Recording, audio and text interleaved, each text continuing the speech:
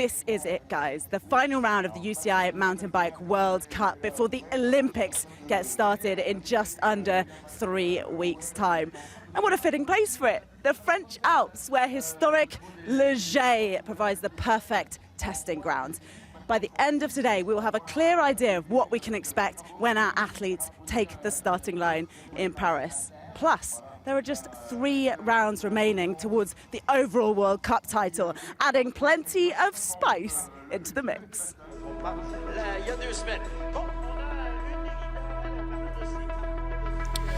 So it starts with that famously tough, long climb, the never-ending climb.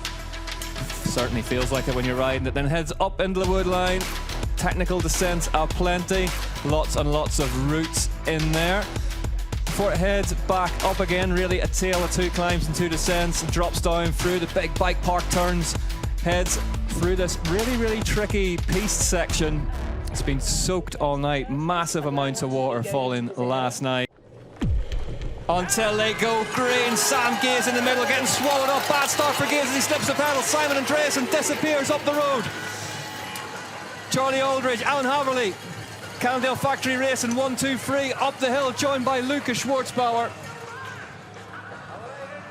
Fast, frenetic start as we had anticipated. Thomas Licher's right in there as well. Luca Braido moving backwards slightly as well. Lars Forster moving forward, but at the minute, in the Red Bull helmet for Cannondale Factory Racing, it's Simon Andreasen on the right-hand side in the same kit in the white helmet. Alan Haverly, and then to his left. So Luca Braido has taken the lead. There he is, the Italian national champion. And then it's Haverly behind him. The small gap already here, 4 seconds to Simon Andreasen. Simon Andreasen, he's on 4th place now. It's Alan Haverly who is 2nd. 3 Cannondale riders, 2, 3 and 4 here in the race. Yeah. You have Daniele Braido. Matthias Flukiger moves through the pack now. Matthias Flukiger. Yeah, come to the front. Past Charlie Aldridge. 3rd place. And Matthias Flukiger, Alan Haverly just in front of him. Yeah, almost here on the most difficult part of the course, almost at the highest point.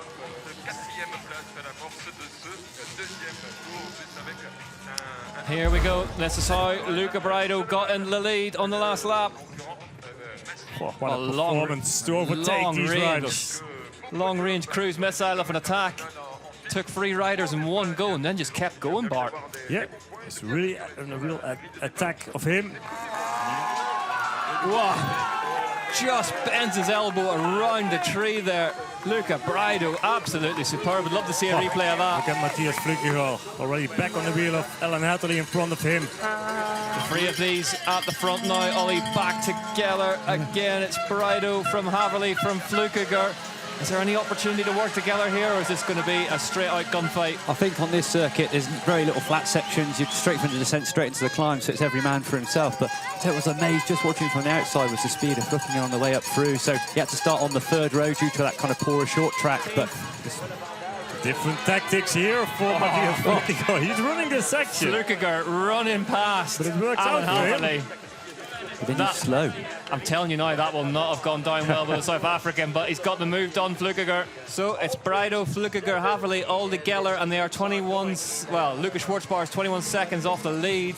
There he is on your screen there. Lukas Schwarzbauer with Andreasen for company. 3 groups.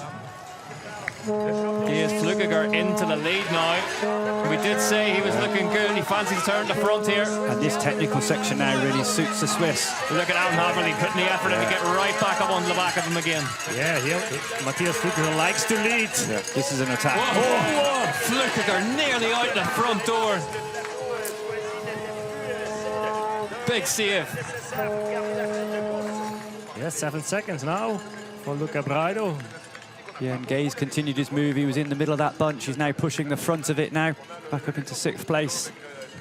34 it is now. Luca Braido 14 seconds off the lead in 3rd. Here we go. And in the previous lap, it was the opposite. Yeah. Flukiger having to dig deep to get back on the back of Alan Haverly up this climb. And Haverly has a little over his shoulder. Yeah. He feels that he's stronger here on this climb. But sometimes it's also just a bad moment what you have. If you didn't take your gel or your energy to you, Happily really pushing on Yeah, now. You yeah. see him look behind, big attack, and he's putting the hurt on now. Here we go. Luca Brido, third place. Oh, front end of the Santa Cruz Blur, nearly getting away from then off the edge of the track. Brido in all kinds of problems. Oh, there's a group of 3 again. With Sam Gaze leading that group. Andreasen and Avendetto in there. 177 beats per minute from a possible 192 for Gaze. And that's the difference in between the numbers 1 and 2 in the race now. There's the lead of the bike race. Alan Haverly then. Matthias Flukiger looks like he's on the ropes a little bit here. And there it is on screen. The rider in red at the top now. Matthias Flukiger. He never won a World Cup, did he? Alan Haverly. No. Not in cross-country Olympic. No, I mean cross-country Olympic, yes. Brido in third. He had a 20 seconds lead to that chasing group, but someone went wrong here. Whoa. Yeah, we saw Might be some... lucky. Got away with that one, didn't he? Yeah. Got unclipped from the pedals just in time. We got saw off the bike. almost shakes his identical hand. crash to Gwen Gibson in the women's race, yeah, just as they were coming off the board. Just fold, maybe just a lack of concentration. Just Now together. And that's put him right back into the clutches of this Gaze group behind him. And Andreasen now. Andreasen blows past Brido, as does Gaze, as does Avendetto. I think that's a good move from Andreasen. You know that Brido, having just had that crash in the next descent, he's going to be a bit slow, he's going to be a bit tight. So Sam Gaze staying out of the tech feed zone as Simone Avendetto takes the lead.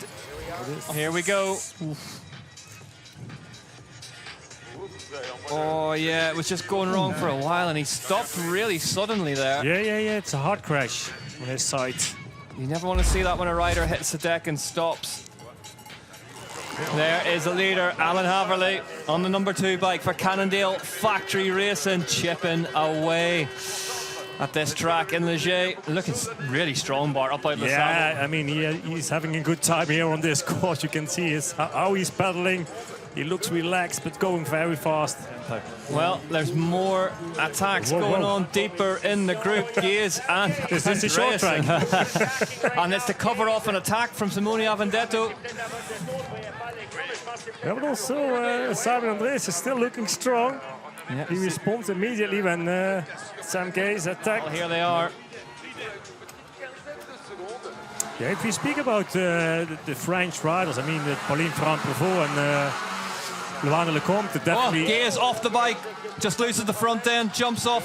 Doesn't seem to have cost him too much time. He can Yes, running now. get moving again. Just a momentary lapse of concentration there. Here we go into the Red Bull Roots and Rolls section for the penultimate time. Alan Haverly. yeah, you see just super smooth. Yeah. I hung a foot off there each lap. Yeah, but if you look at the lap times of the top 10 riders, there's almost nothing in between these. Just a few seconds in between these riders. There is second place man, Matthias Flukiger. A podium for him today would bring him to a career total of 37. There's Gaze, third place. So he's made a break from this group as a big attack from Sam Gaze. How did he do that? We haven't seen it. Top right of your picture here, Sam Gaze goes now on the outside and just That's the attack of him. hits the blue, lights the blue touch paper and But goes. look at the power, what he's delivering right now. An unusual place to attack as well, right at the top into those rocks. It's worked for him. But he looks almost like he's doing a short track race now. The power. Heads into these famous bike park turns. But you see, Haverly just really methodical, really efficient. Across the line onto his final lap now for Alan Haverly. 10 minutes away from that World Cup win. Again. Here we go, There goes Brido. Luca Brido. Luca Brido attacking up the left-hand side now, moves past Simon Andreasen and Simone Avendetto. And he's... Luca Brido, Sam Gaze is not that far in front of them. all of a sudden, has Sam Gaze in his crosshairs. Gaze will see him and know he needs to get a move on here. He just needs to get to this last part of the climb now if he can get into the technical stuff and just keep Brido at bay. Simon Andres is coming as well, not that far off. So the final lap then. This on your screen is the battle for third place between Sam Gaze and Luca Brido. Alan Haverly of Cannondale Factory Racing has the lead, and it's Matthias Flukiger sitting in second. Brido though, Brido fancies a go. Gaze here, moves past him.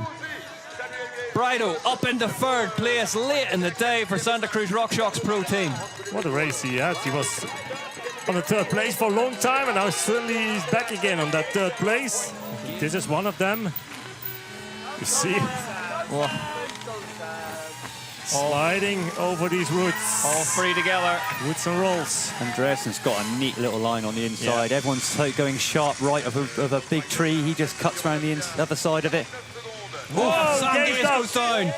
Gaze off the side of the track where he had problems before, and now that has allowed Brido and Andreassen to head up the road. Can Gaze recover yet again this weekend in Leger? Let's have a look at it, Ollie. Yeah, and you just see him come round that off camber. He's way beside Brido, actually had an accident a couple of laps ago. And Alan Haverly then heads down into the rock section for the last time. One more rock section to go, and if Haverly wins, he'll be the first African man to win a cross-country Olympic race since the late Barry Stander in 2012. What a result this is. Alan Haverly takes the UCI cross-country Olympic World Cup win in Leger. A debut win for him in this format. Lifts the bike in the air. Matthias Flukiger heads towards the line.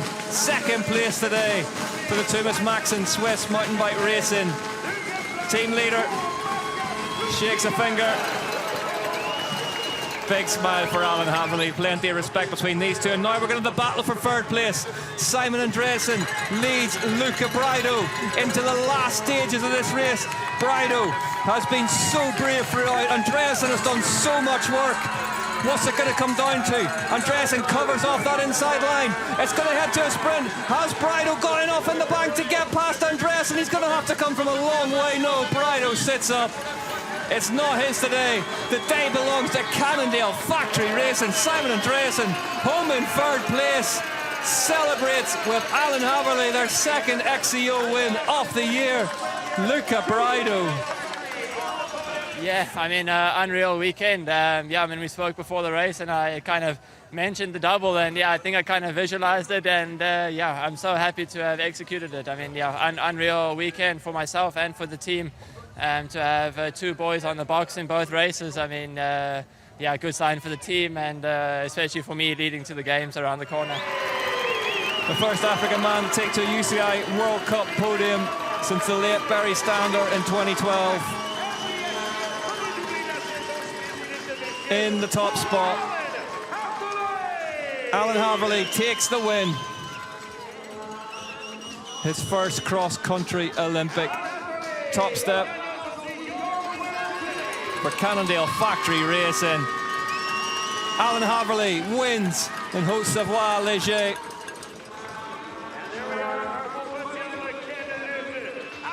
Haverly, Flukiger, Andreassen, Brido and Avendetto, your top five today.